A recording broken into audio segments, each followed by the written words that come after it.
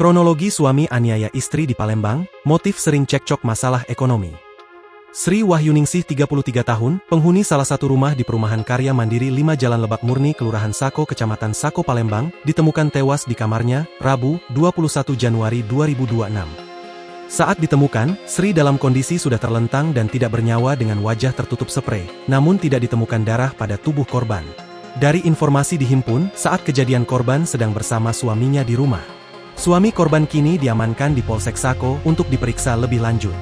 Dalam keterangannya, Rangga, suami dari Sri, mengakui sebelum istrinya ditemukan tewas sempat ada cekcok di antara mereka.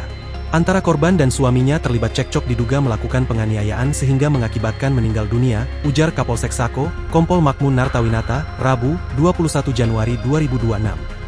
Dalam kasus ini, sang suami menuturkan jika ada cekikan yang dilakukannya sebelum korban ditemukan tewas. Kompol Makmun mengatakan dalam peristiwa tersebut ada unsur kekerasan dalam rumah tangga berdasarkan pengakuan pelaku. Suami korban diduga melakukan penganiayaan yang menyebabkan korban meninggal dunia, ujar Makmun. Dari keterangan pelaku, terungkap motif terjadinya tindak penganiayaan itu karena faktor ekonomi. Sehingga terjadi cekcok yang berujung terjadinya tindak pidana tersebut. Dugaan motif dari keterangan pelaku, karena terkait dengan ekonomi dan pelaku tidak kerja sehingga akhir-akhir ini mereka sering cekcok, katanya. Lanjut Makmun, kasus tersebut akan dilimpahkan ke unit PPA Satreskrim Polrestabes Palembang. Sementara itu polisi menerapkan pasal 468 KUHP ayat 3 tentang penganiayaan berat KUHP nomor 1 tahun 2022 atau pasal 44 ayat 4 Undang-Undang KDRT.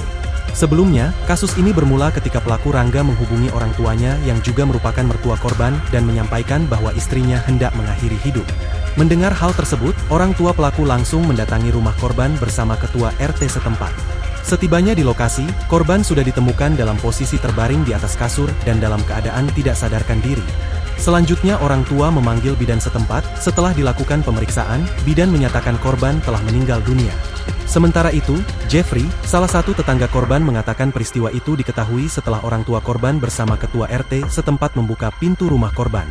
Sebelum kejadian tidak ada suara aneh-aneh, kami tahu pas orang tua korban ke rumah, supaya tahu ada orang atau tidak di rumah orang tuanya ngajak ketua RT dan saya untuk membuka pintu rumah, kata Jeffrey. Begitu pintu dibuka, posisi korban sudah terlentang dan tidak bernyawa dengan wajah tertutup sprei, tidak ditemukan pula darah pada tubuh korban.